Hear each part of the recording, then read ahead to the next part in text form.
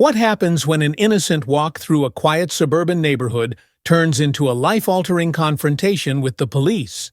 Evan Carter, a respected colonel in the U.S. Army, faces an unjust arrest that sends shockwaves through his community. But this story is about more than one man's battle for justice. It's about a town divided, a police officer struggling with his own conscience, and a journey toward accountability and healing. Will Evan's fight for change lead to redemption, or will the scars of injustice linger forever? Stay with us as we dive deep into this powerful story of transformation. If you want to see how it all unfolds, don't forget to hit that subscribe button, leave a comment below with your thoughts on justice and equality, and turn on notifications so you don't miss the next part. Your voice matters, and we'd love to hear what you think. Evan Carter, a colonel in the U.S. Army, walked slowly down the sun-dappled streets of Hillcrest Heights, an affluent neighborhood where he owned a modest but beautiful home. At 6 feet tall, with a muscular build shaped by decades of military service, Evan carried himself with the grace of a man who had seen much of the world, but never stopped seeking peace in small, simple moments. Today was one of those moments. The late afternoon sun glowed softly over the treetops, and the quiet rhythm of his steps on the pavement mirrored the tranquility of the suburb. Evan lived here for those rare moments of peace. After countless deployments overseas, he cherished the stillness of this neighborhood, a place where he could take a walk without thinking of his next command or the weight of his rank. Hillcrest Heights had been his sanctuary for the last few years, though he remained a somewhat anonymous figure to most of the residents. He was fine with that. He didn't need to stand out. He had Maya, his teenage daughter, and his work. That was enough. But this afternoon walks, so ordinary, so routine, would not remain peaceful for long. Officer Robert Mills adjusted his rearview mirror as his patrol car crept through the quiet streets of Hillcrest Heights. His gaze flitted over well-kept lawns and luxurious homes, his mind alert for anything that seemed out of place. Mills had been with the Hillcrest Police Department for over 10 years, long enough to think he knew the rhythm of the town better than most of its residents. He prided himself on maintaining the safety and order of the neighborhood. Hillcrest Heights had always been a quiet place, but it was his job to keep it that way, to ensure that no one disturbed the calm that its residents paid for. As Mills passed a row of neatly trimmed hedges, he noticed a man walking alone down the sidewalk. A tall black man in jeans and a simple t-shirt. He didn't recognize him, and for Mills, that was enough to raise suspicion. His grip tightened on the steering wheel. "What's he doing here?" he muttered under his breath, slowing the patrol car down. His gut told him something wasn't right. Evan sensed the patrol car before he saw it. The low hum of the engine felt intrusive in the quiet, and when he glanced over his shoulder, he saw the police car crawling along the curb, matching his pace. The officer inside was staring at him with an intensity that made Evan's skin prickle. He stopped walking, turned to face the officer, and waited. The car came to a halt, and the door opened. Officer Mills stepped out, adjusting his belt and fixing Evan with a hard look. "Hey, you there!" Mills called out, his voice sharp. Evan remained calm. He'd been through worse situations than this, and he wasn't about to let it rattle him. "Yes, officer. Is there a problem?" His tone was polite but firm. Mills' eyes narrowed. "What are you doing around here?" "Taking a walk," Evan replied, keeping his voice even. "I live just a few blocks away." Mills' skepticism was palpable. "You live here?" he asked, his tone heavy with disbelief. "I'm going to need to see some ID." Evan sighed inwardly but complied. He reached into his back pocket, pulled out his wallet, and handed over his ID. Mills examined it, his brow furrowing as he saw the address. A local one, just as Evan had said. Mills glanced up at Evan, clearly unsatisfied. "I've never seen you around here before," he said, suspicion still hanging in the air. "I'm not out much. My job keeps me busy," Evan responded calmly, though he could feel the frustration rising within him. He had lived here for years. Why did he have to justify his presence? Mills handed the ID back but didn't move. "We've had reports of suspicious activity in the area," he said, his voice taking on an authoritative edge. I'm just making sure everything's in order. Evan could feel the tension growing, both in the officer's stance and in the pit of his own stomach. I understand you're doing your job, officer, but I've done nothing wrong. Am I free to continue my walk? Mills' jaw tightened. I'll decide when this is over, he said, stepping closer. Stay right here. As Officer Mills walked back to his patrol car, Evan stood still, his calm exterior hiding a growing sense of disbelief. He had served his country, commanded troops, and yet here he was, being treated like a criminal for walking in his own neighborhood. He could see people peeking out from behind their curtains, some watching with curious eyes. A woman walking her dog had paused, her phone raised, recording the scene. Evan could only shake his head. This wasn't the first time he had faced suspicion because of his appearance, but it still hit him like a punch to the gut every time. When Mills returned, his face was flushed with frustration.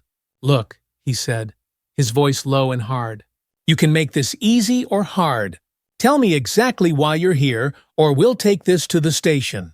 Evan met the officer's gaze, his anger now simmering. I've already told you, I live here. I'm taking a walk. Mills didn't hesitate. He grabbed Evan's arm, pulling out his handcuffs. You're coming with me.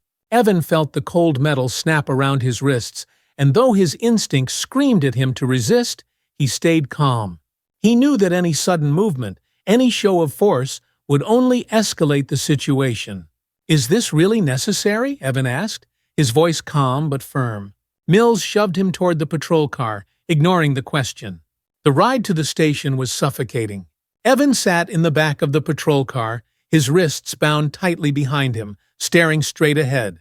Officer Mills didn't say a word, but every now and then, Evan caught his glance in the rearview mirror, eyes flickering with a mix of frustration and uncertainty. Evan's mind raced. How had a simple walk turned into this? He thought of Maya.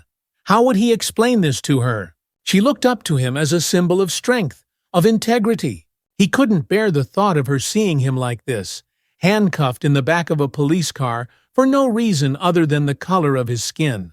At the station, Mills roughly escorted Evan inside, where a few officers glanced over, their expressions a mix of curiosity and unease. Evan kept his head held high, refusing to let them see his anger or humiliation. Sergeant Catherine Davis had heard about the arrest before Evan even arrived at the station. She had been overseeing operations for the day when the call came in about a suspicious individual being brought in from Hillcrest Heights. Something about the call felt off, and when she heard who the individual was, a high-ranking colonel in the Army, her suspicions grew. When she saw Evan being led in by Mills, still in handcuffs, Davis's stomach churned. She knew Mills had a reputation for being overzealous, but this was something else. She approached the pair, her voice calm but firm. "What's going on here, Officer Mills?" Mills stiffened, turning toward Davis. "Caught him walking in the neighborhood. Didn't like his attitude when I questioned him." Davis frowned, her eyes shifting to Evan. "You didn't think to ask if he lived there?" "I did," Mills replied defensively. "But—" "Enough," Davis interrupted, cutting him off. She turned to Evan, her voice softer. "Colonel Carter, I'm sorry about this. Let's get those cuffs off and figure out what happened." Evan nodded, feeling a mix of relief and lingering anger. As Davis ordered Mills to unlock the handcuffs, Evan rubbed his wrists, still feeling the weight of the situation hanging over him. Back at home, Evan sat in silence, his mind replaying the events of the day. The anger hadn't subsided. His phone buzzed constantly. Friends and colleagues had seen the video of his arrest, and the media had already picked up the story. Maya sat next to him, her face a mix of concern and confusion. "Dad, why did they arrest you? You didn't do anything wrong." Evan sighed, pulling his daughter close. "Sometimes, Maya, people see what they want to see, and when they're afraid of what they don't understand, they make mistakes." She didn't fully understand, but Evan could see the worry in her eyes. This wasn't just about him. It was about something bigger, something that needed to change. The day after Evan Carter's arrest, the internet exploded with outrage. The video, captured by a bystander and shared on social media, showed Evan, calm and compliant, being wrongfully arrested by Officer Mills. It quickly went viral, igniting discussions on racial profiling, police overreach, and systemic bias. News outlets picked up the story, and soon Hillcrest Heights was thrust into the national spotlight. The media began referring to Evan as the wronged colonel, adding a layer of dignity to his identity, while simultaneously spotlighting the racial injustice he had endured. At home, Evan's phone buzzed nonstop. Calls from reporters, messages of support from friends and strangers alike. His once quiet life was now filled with noise, but none of it felt like support. It felt overwhelming, like the world was watching him. "Dad, why are they so angry?" Maya asked, watching the news from the living room. Evan sat beside her, struggling to find the right words. "They're angry because what happened to me happens to a lot of people, and it's not right. Are you going to do something about it?" Evan's heart swelled with pride at his daughter's question. "Yes, Maya," he said softly. "I'm going to do something about it." Hillcrest Heights was not used to this kind of attention. In the days following the arrest, the neighborhood, once known for its peaceful, quiet streets, became the center of debate. Local residents found themselves divided. Some, like Mark Wallace, a local businessman, were outraged by what had happened to Evan. "It's unacceptable," he said during a community meeting. "We can't allow this kind of behavior in our town. We need to stand up for what's right." Others, however, sided with Officer Mills. "The police were just doing their job," argued Nancy Rhodes, a longtime resident. "We don't know what that man was really up to." The neighborhood's polarization was palpable. Lawn signs began appearing, some calling for justice for Evan, others expressing support for the police. Tension hung in the air, thick and heavy, as residents debated in hushed tones whether their town was still the safe haven they thought it was. Evan, meanwhile, watched from the sidelines, knowing that his fight was only beginning. With the media frenzy swirling around him, Evan knew that remaining silent wasn't an option. He sought out Rachel Adams, a determined and highly respected civil rights attorney. Rachel had built her career on holding institutions accountable, and she was more than ready to take on Evan's case. "Evan, I'll be blunt," Rachel said as they met in her office. "This isn't just about you. This is about a system that needs to change. If you're ready to fight, we can use your case as a catalyst." Evan leaned forward, the weight of the decision settling on his shoulders. He hadn't wanted this attention, but it was too late to turn back now. "Let's do it," he said quietly. "I don't want anyone else to go through what I did." Rachel smiled, sensing the resolve in his voice. "Good. We're going to file a civil suit against the Hillcrest Police Department. Racial profiling, unlawful arrest. The whole system is about to come under the microscope." Back at the Hillcrest Police Department, Sergeant Catherine Davis was faced with the fallout from Evan's arrest. The viral video had sparked an internal investigation into Officer Mills's actions, and Davis was determined to get to the bottom of it. She met with Mills in her office, her expression unreadable as she watched him shift uncomfortably in his seat. Mills was defensive, his confidence eroded by the sudden attention on his behavior. "I was doing my job," Mills said, crossing his arms. "The guy didn't belong there. He was acting suspicious." Davis's patience wore thin. "You arrested a man who lives in the neighborhood, a man who showed you his ID, complied with your requests, and did nothing wrong. That's not doing your job. That's profiling." Mills fidgeted, unsure of how to respond. "I didn't know who he was." "It shouldn't matter who he is," Davis replied firmly. "We're here to protect and serve the community, not harass people because of their skin color." Mills didn't argue further, but Davis could see the frustration etched into his face. The tension between them was palpable, and Davis knew that the days ahead would be crucial in determining how the department and the town would respond to this growing crisis. As the legal battle geared up, the streets of Hillcrest Heights became a focal point for protest. Demonstrators gathered outside the police station, some holding signs that read "Justice for Evan" and "End Racial Profiling." The once quiet town was now buzzing with the energy of a movement. Evan watched from a distance, reluctant to become the face of the protests. It wasn't that he didn't agree with the cause. He did, wholeheartedly. But he was a man of action, not words, and the attention made him uncomfortable. Still, he couldn't avoid the cameras forever. Reporters cornered him outside his home one evening, their microphones thrust toward him, their questions fast and sharp. What do you want to say to the people of Hillcrest Heights? Do you think racial profiling is a problem in this town? Do you think Officer Mills should be fired? Evan paused, choosing his words carefully. I believe everyone deserves to feel safe in their own neighborhood. I believe in justice. And I believe that this case is about more than just me. It's about making sure that we all do better. Police, neighbors, everyone. His statement made headlines the next day, but the protests only grew louder. As much as Evan wanted to focus on the legal battle, it was clear that the fight for justice had spilled into the streets. While the world outside raged, Officer Mills faced his own battle. At home, his wife, Emily Mills, had grown distant. Their once strong relationship now strained by the public scrutiny of Mills's actions. "Robert, what were you thinking?" Emily asked one night, her voice trembling with frustration. "How could you do that to someone who was just walking in his own neighborhood?" Mills slumped in his chair, his defenses crumbling. "I don't know. I thought I was doing the right thing. I've been a cop for 10 years, and I've always followed my instincts." "Your instincts were wrong," Emily said quietly. "You were wrong." Her words stung, but Mills couldn't argue. Deep down, he knew that his arrest of Evan wasn't just a mistake.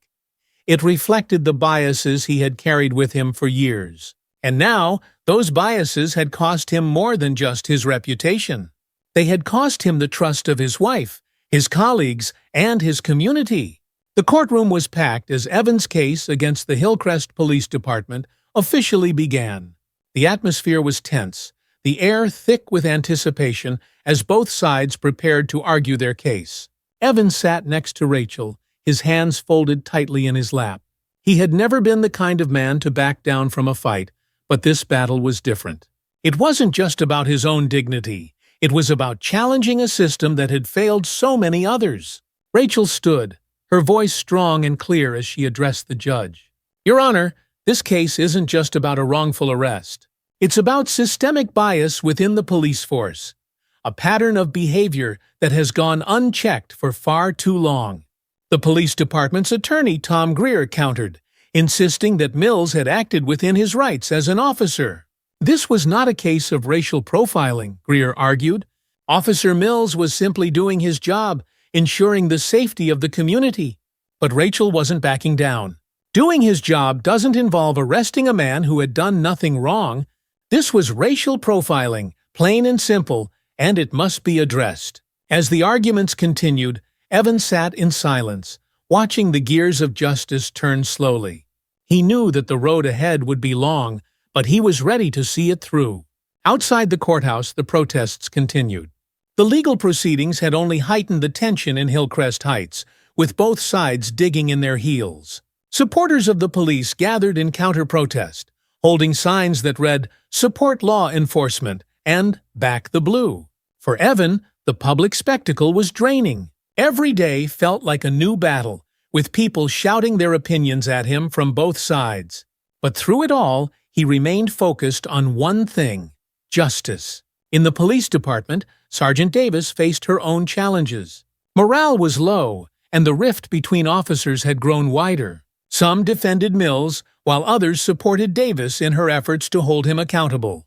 The department was on the brink of collapse, and Davis knew that the decisions she made in the coming days would determine its future. Evan Carter sat at his kitchen table, the hum of the refrigerator the only sound in the quiet house. The events of the last few weeks weighed heavily on him. His once peaceful life had been turned upside down, and though he was a man of resilience, the constant attention from the media and the public protests were beginning to take their toll. His daughter, Maya, sat across from him, her eyes full of concern. She had always looked up to him, admired his strength and integrity. But this was different. This time, Maya saw her father not as the unshakable hero she had always known, but as someone vulnerable to the injustices of the world. "Dad," she began hesitantly, "are you okay?" Evan smiled weakly, trying to put on a brave face for her. "I'm fine, sweetheart," he said, though the heaviness in his voice was unmistakable. "This is just harder than I expected." He felt the weight of everything: the wrongful arrest, the lawsuit, the protests, the media attention, crashing down on him. There was no escape, no retreat to the quiet life he had once enjoyed. His world had become a battlefield, and he was at the center of it. As the legal battle continued, the division within Hillcrest Heights only grew deeper. The town had become a microcosm of the national debate on racial justice and policing. The tension that once simmered beneath the surface was now boiling over. On one side, protesters marched for change, chanting slogans like "Justice for Evan" and "End racial profiling." They gathered outside the courthouse, outside the police station, and even outside Evan's home, though he had made it clear he didn't want the attention. On the other side, counter-protesters gathered in support of Officer Mills and the Hillcrest Police Department, holding signs that read, "Back the Blue" and "Support Law and Order." They argued that Mills had done nothing wrong, that he had been protecting the neighborhood from what they perceived as a potential threat. The once quiet streets of Hillcrest Heights were now filled with the sound of chants, shouts, and police sirens. Neighbors who had once exchanged friendly waves across their lawns now avoided eye contact, their allegiances clear but unspoken. Evan watched it all unfold from his front porch, feeling a deep sense of unease. This was not the community he had chosen to live in, the place he had hoped to find peace. At home, Officer Robert Mills was unraveling. The suspension had left him isolated, not just from his job, but from the very identity he had built over the last decade. He had always believed that he was a good cop, that his instincts were sharp and trustworthy. But the viral video and the lawsuit had changed everything. His wife, Emily, tried to comfort him, but even their relationship was strained. They barely spoke now, the tension in their home palpable. "You did what you thought was right," Emily said one evening, though her voice lacked the conviction it once held. Mills shook his head, slumping into his chair. "I don't know anymore, Emily. Maybe I was wrong. Maybe I let my biases get the best of me." Emily looked at him, her expression softening. "Robert, everyone makes mistakes. But you have to own up to them. You have to make this right." Mills didn't respond. The truth was, he didn't know how to make it right. The world outside was calling for his head, and the more he thought about it, the more he realized that his actions had been shaped by fear, not by duty. In the courtroom, the atmosphere was tense. The lawsuit had gained national attention, and both sides were fighting fiercely. Rachel Adams, Evan's attorney, was relentless in her pursuit of justice. She had meticulously gathered evidence, using not just the viral video, but also the history of complaints against Officer Mills and other incidents of racial profiling within the department. "We are not here to villainize the police," Rachel said during one of the hearings, "but we must hold accountable those who abuse their power." Officer Mills' actions were not an isolated incident. They were part of a larger pattern of racial bias that has gone unchecked for too long. On the other side, the police department's attorney, Tom Greer, pushed back just as hard.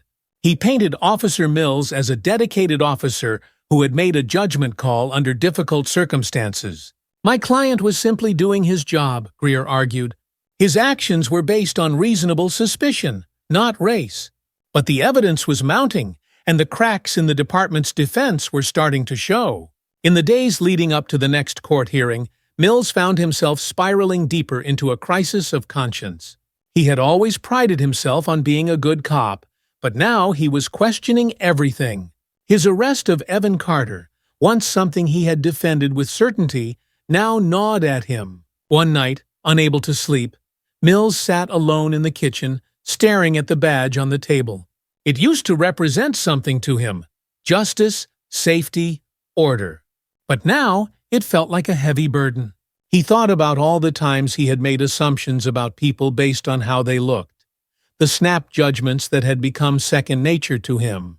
He thought about the trust he had lost, not just with the public, but with his own wife, his colleagues, and even himself. Mills knew he had made a mistake, but what scared him the most was the realization that he wasn't sure how to fix it. As the legal battle raged on, Evan found himself nearing a breaking point. He had spent his entire life being strong, both for his family and for the soldiers he had led in the army. But now, the constant pressure was becoming too much to bear. One evening, after a particularly long day in court, Evan returned home only to collapse on the couch in exhaustion. His mind was racing, but his body felt heavy, like it was sinking into the cushions. He had spent weeks fighting for justice, but the toll it had taken on him, physically, emotionally, mentally, was more than he had anticipated. Maya came into the room, her face filled with concern. "Dad, are you okay?" Evan forced a smile, but he couldn't hide the exhaustion in his eyes. "I'm fine, Maya," he said softly, though he knew she could see through him. He wanted to be strong for her. He wanted to show her that he could fight this battle and win. But in that moment, Evan felt more defeated than ever. At the Hillcrest Police Department, Sergeant Catherine Davis was doing her best to keep things together. The department was divided. Some officers stood by Officer Mills, believing he had done nothing wrong, while others supported the calls for reform.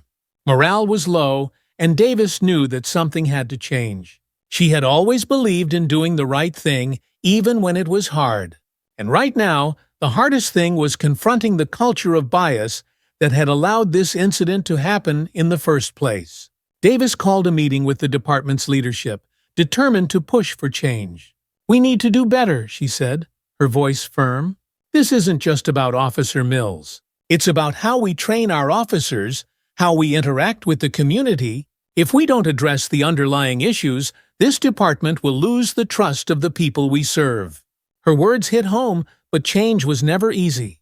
Still, Davis was determined to see it through. Outside the courthouse, the protests had reached a boiling point. What had started as peaceful demonstrations had turned into heated confrontations between protesters and counter-protesters. The police were called in to keep the peace, but the tension was palpable.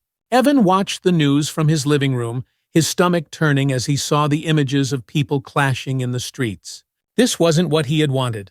He had hoped that his case would spark a conversation about justice, about reform.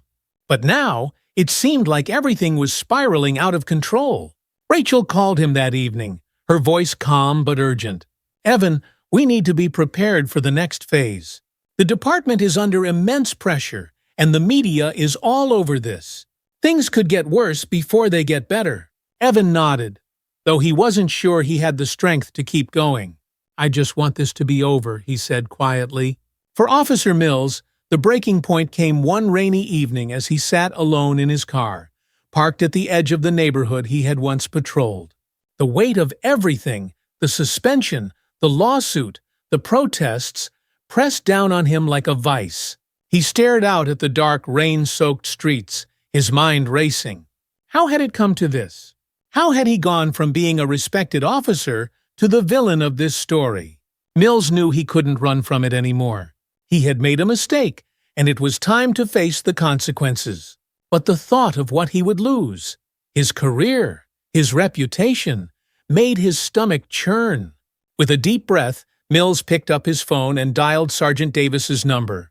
"I need to talk," he said, his voice thick with emotion. "I need to make this right." The next day, Mills sat across from Sergeant Davis in her office, his hands trembling slightly as he spoke. "I let my biases get the best of me," Mills admitted, his voice barely above a whisper. "I shouldn't have arrested him. I know that now." Davis listened, her expression stern but understanding. "It's not easy to admit when you've made a mistake, Robert," she said. "But this isn't just about you, it's about what we do next." Mills nodded, his heart heavy. He knew that his actions had set off a chain of events that he couldn't undo. But now, it was time to take responsibility and to help repair the damage he had caused. In the days following Officer Mills' confession, a subtle shift began in Hillcrest Heights. While tensions in the community were still high, the public apology from Mills and his admission of bias sparked new conversations. Evan Carter stood by his front window, watching a small group of protesters gather outside. Instead of the angry chants that had echoed through the streets in previous weeks, this group held signs calling for peace and dialogue. There were no counter-protesters, no police in riot gear, just a small crowd asking for change without conflict. For the first time since his arrest, Evan felt a small but significant glimmer of hope. Later that day, Sergeant Catherine Davis called Evan, requesting a meeting. "We're taking steps to address the issues in the department, Evan," she said. "I know it won't fix everything right away, but we need your help. Will you meet with us?" Evan hesitated. After everything he had been through, the last thing he wanted was to sit down with the people who had wronged him. But he knew this was about more than just his personal feelings. It was about real, lasting change. "All right," he replied after a pause. "Let's do it." The conference room at the Hillcrest Police Department was stark, the air thick with anticipation as Evan stepped inside. Waiting for him were Sergeant Davis, Rachel Adams, his attorney, and a few other members of the department's leadership team. Officer Mills was not there, a clear indication that he had taken a step back from his position while the investigation continued. "We're here because we need to move forward," Sergeant Davis began, her voice steady. "But moving forward means acknowledging what's broken." Rachel nodded in agreement, her eyes scanning the room. "This isn't just about one bad decision. It's about rebuilding trust between the police and the people they're supposed to protect." Evan sat quietly, listening as the officers discussed new training programs on implicit bias, improved procedures for community engagement, and accountability measures to ensure incidents like his arrest never happened again. When it was his turn to speak, Evan cleared his throat, the weight of his words hanging in the air. "I appreciate what you're trying to do," he said. "But this can't just be about words and promises. People need to see action, real action. And that starts with how you treat the people in this town, every single one of them." Sergeant Davis nodded. "You're right. That's why we want to work with you and others in the community to ensure this isn't just a policy change on paper. We want your input as we rebuild." Evan didn't respond right away, but a small part of him felt the beginnings of trust, a fragile but hopeful start. Meanwhile, Officer Mills struggled with the aftermath of his actions. Though he had confessed his mistake to Sergeant Davis, the weight of his guilt didn't lessen. In an effort to atone for what he had done, Mills started attending community events, not in uniform, but as a civilian. He sat in the back of meetings, listening to stories from residents who had experienced similar encounters with the police. For the first time in his career, he was forced to see things from a different perspective. One evening, Mills attended a forum at the local community center where speakers shared their experiences with racial profiling. He watched as a young black man spoke about being stopped multiple times by police officers for no reason other than looking suspicious. Mills listened to every word, the shame building within him. After the event, Mills approached the man who had spoken. "I just want to say, I'm sorry," Mills said, his voice shaky. "I've been part of the problem, and I'm trying to do better." The man regarded him cautiously, but after a moment, he nodded. "Change takes time," he said, "but it starts with owning up to what you've done." Mills left the meeting with a clearer sense of purpose. His journey to redemption wasn't over, but for the first time, he felt like he was on the right path.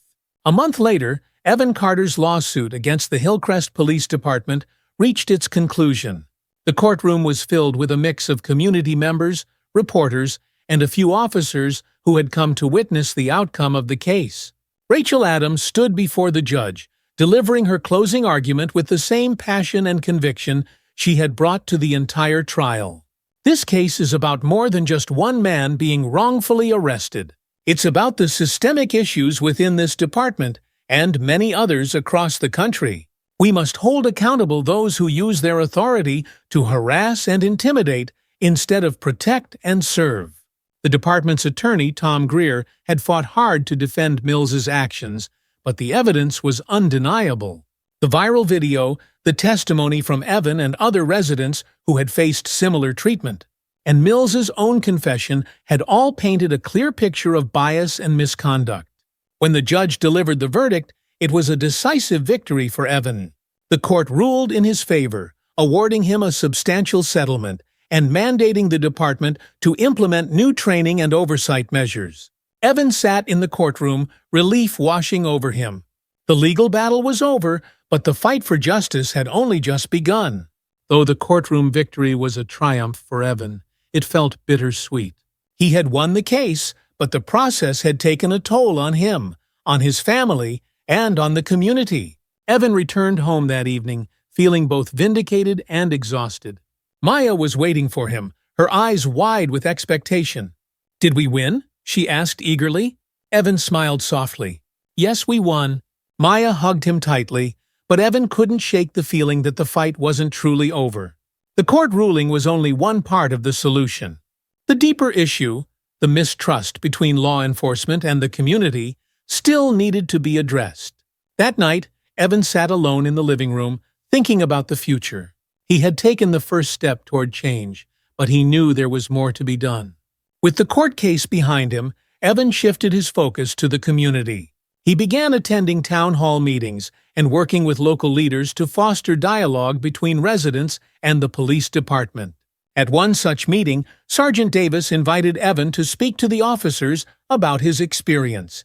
The room was tense as Evan stood before the men and women in uniform, many of whom had been skeptical of his lawsuit. But as he spoke about the pain and humiliation he had endured, something shifted in the room. "I'm not here to attack you," Evan said. "I'm here because I want things to change. I want to live in a community where my daughter can grow up feeling safe. I want all of us to live in a place where trust and respect go both ways." The officers listened, some nodding in agreement. Davis stood nearby, watching as the conversation unfolded. It was clear that the road to healing was long, but this was a start.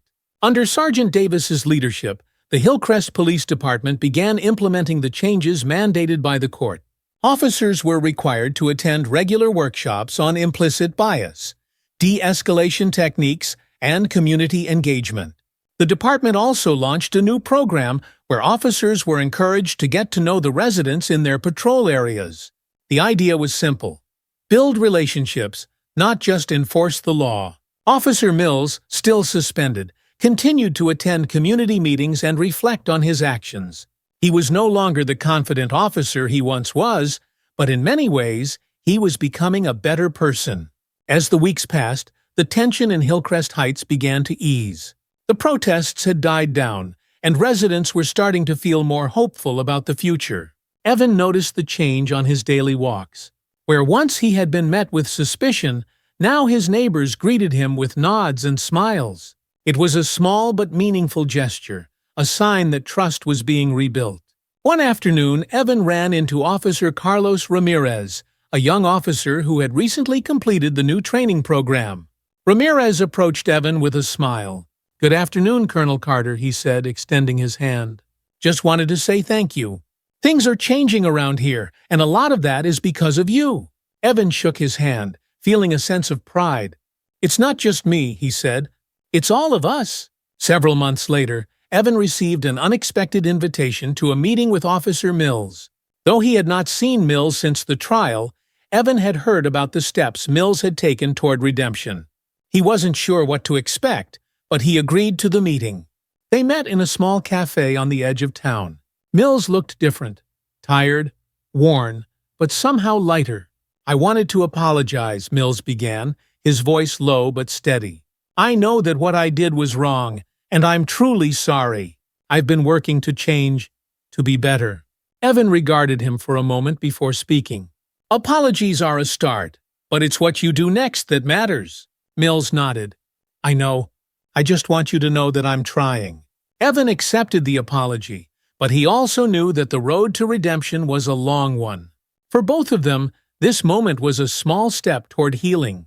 As the anniversary of Evan's arrest approached, the town held a community forum to reflect on the changes that had taken place.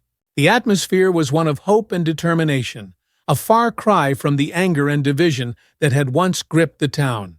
Evan sat in the audience watching as residents, officers, and community leaders spoke about the progress they had made and the work that still lay ahead. When it was his turn to speak, Evan stood at the podium, looking out at the crowd. "This past year has been hard," he began, "but it's also shown us what's possible when we come together. We still have a long way to go, but I believe that we're on the right path." As the crowd applauded, Evan felt a sense of peace.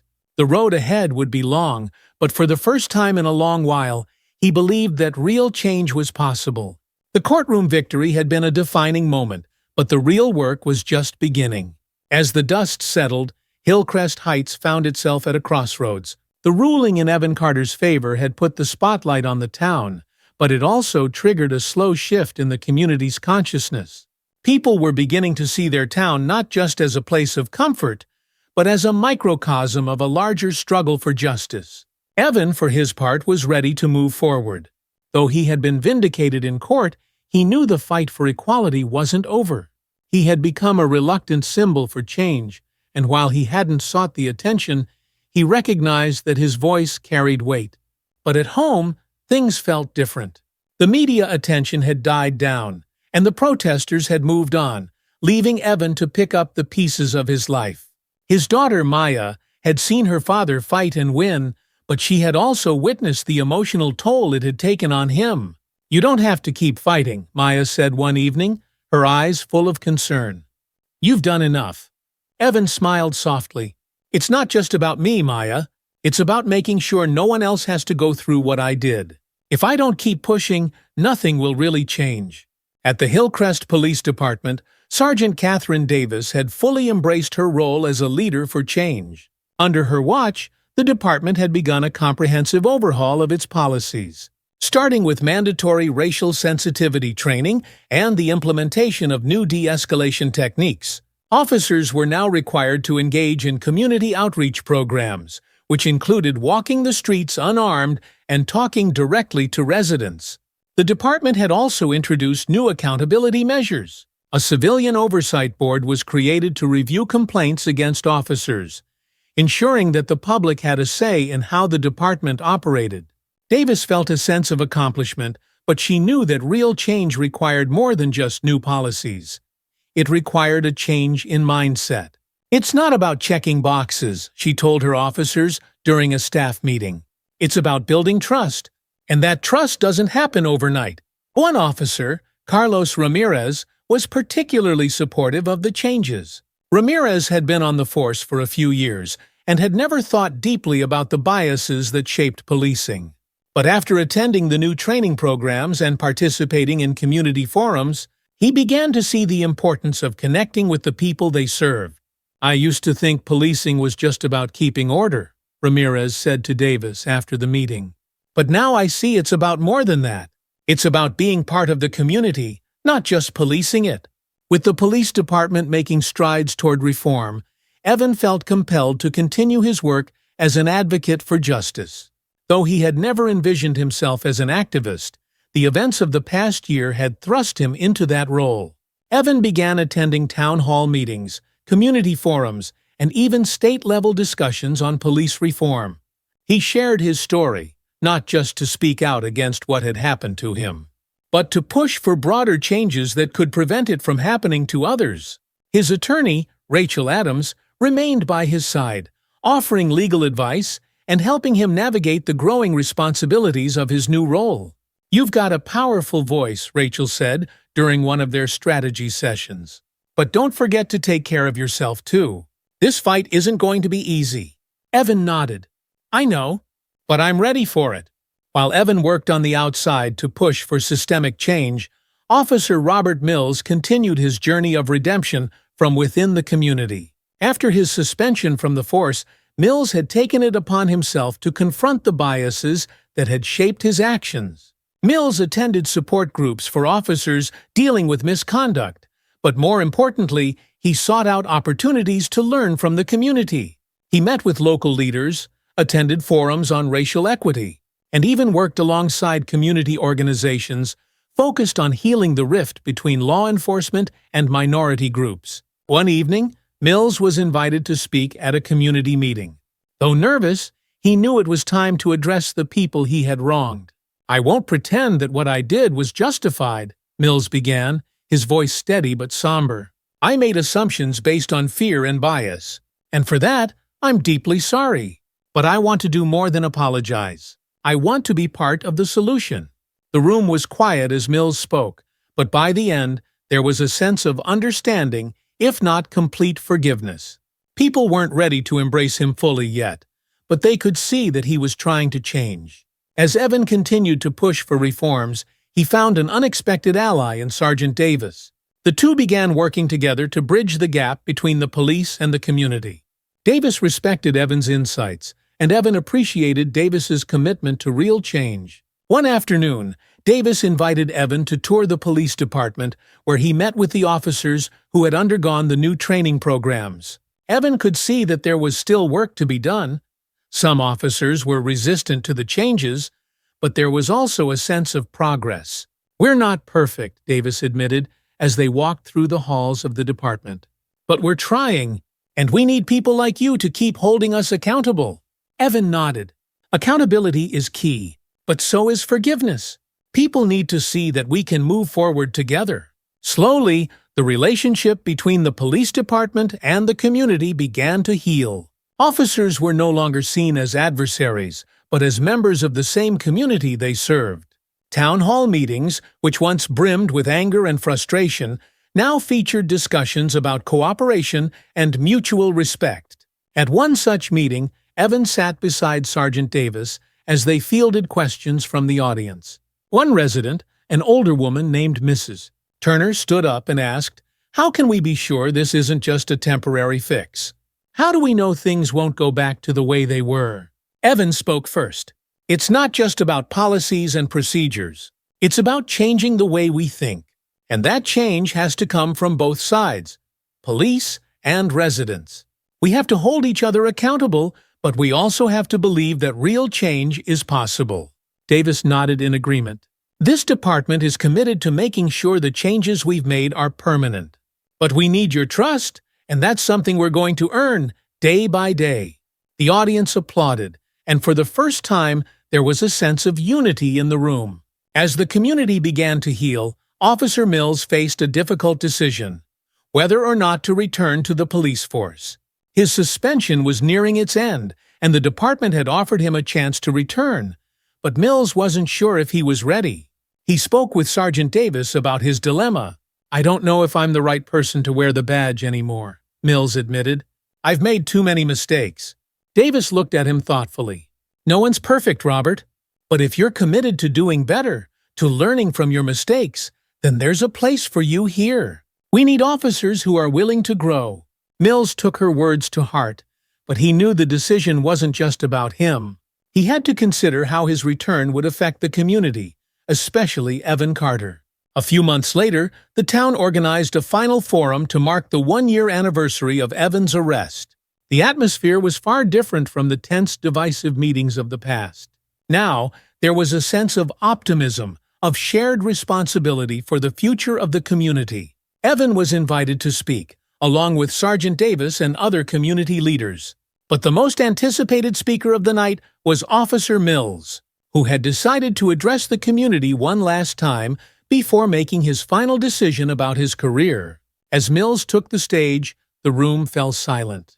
He looked out at the faces of the people he had once seen as strangers, as threats, but now he saw them differently. "I don't expect forgiveness," Mills began, his voice steady. "But I hope that through my actions, I can show that I've learned. I made a terrible mistake, and I've spent the past year trying to make amends. Whether or not I return to the force, I want you to know that I'm committed to being a better person, a better member of this community." The audience listened intently, and by the end of Mills' speech, there was a quiet, respectful applause. While the community hadn't forgotten what had happened, they were beginning to move forward. In the weeks following the forum, Officer Mills made his decision. He would not return to the police force. Instead, he chose to continue his work in the community as a civilian, volunteering with local organizations focused on racial justice and police reform. For Mills, it was a fresh start, a chance to rebuild his life and make a positive impact in a different way. Evan heard about Mills' decision and felt a sense of closure. Though their paths had been fraught with conflict, he respected the choice Mills had made. It wasn't about redemption, it was about accountability, and Mills had taken responsibility for his actions. As the year came to a close, Hillcrest Heights had transformed. The division that once tore the town apart had begun to heal, and the community was stronger for it.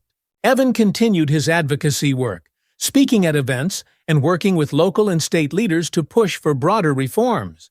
But he also made time for the small things: his walks through the neighborhood, evenings with Maya, and quiet moments of reflection. One crisp fall afternoon, as Evan walked through the familiar streets, he saw neighbors wave to him, not out of obligation, but out of respect. He passed Officer Ramirez, who was patrolling the neighborhood on foot, chatting with residents as he went. "Morning, Colonel Carter," Ramirez said with a smile. Evan nodded. "Morning, officer.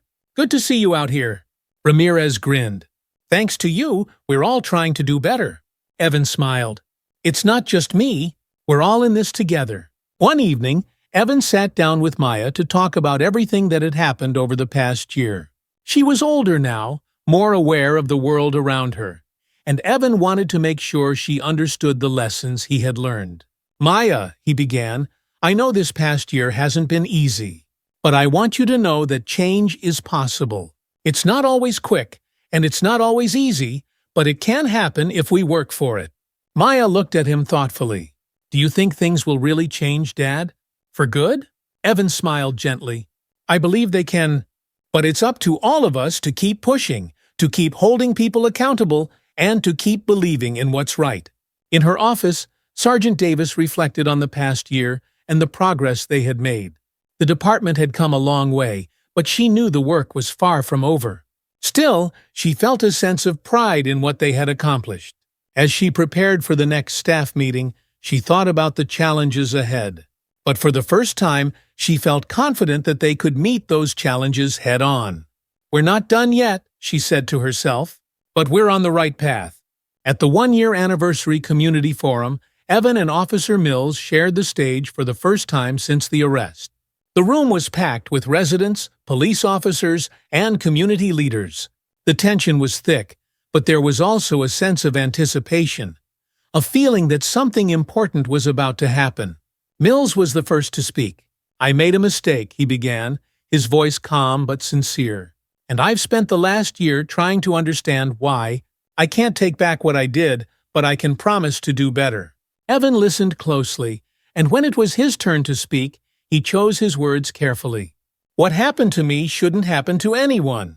But I believe in forgiveness, and I believe in moving forward. We can't let one mistake define us. We have to learn from it and grow." The audience was silent as the two men shook hands, a gesture that symbolized not the end of their journey, but the beginning of a new chapter for the entire community. As Hillcrest Heights moved forward, the lessons of the past year remained fresh in everyone's minds. The police department continued its reforms, and the community worked together to build trust and cooperation. Evan's work as an advocate for justice grew beyond the town, and he became a voice for change at the state and national levels. But despite his growing platform, Evan never lost sight of the importance of his own community. "We've come a long way," he said during a press conference, "but the work isn't done. It's up to all of us to keep fighting for justice and equality, no matter where we are." On the anniversary of his arrest, Evan took a walk through the neighborhood, just as he had the day everything changed. The air was crisp, the trees swaying gently in the wind. As he walked, he saw familiar faces: neighbors, police officers, friends, all of them nodding or waving as he passed. For the first time in a long while, Evan felt a sense of peace. The road ahead was still long, but it was one he was ready to walk. As he reached the end of the block, Maya ran up to him, her face lit with excitement. "Dad, look! The town's holding another meeting next week. They want you to speak again." Evan smiled, pulling his daughter into a hug. "I guess I better get ready, huh?" Together, they walked back toward home, the sun setting gently behind them. The fight for justice wasn't over, but for the first time, Evan knew they were on the right path. Thank you for watching this powerful story of growth, accountability, and the fight for justice. If you found this story inspiring and want to see more content that tackles important social issues and real-life struggles, please hit the like button, leave a comment, and subscribe to our channel. Don't forget to turn on the notification bell so you never miss an upload. Together, we can keep these conversations going and continue pushing for positive change.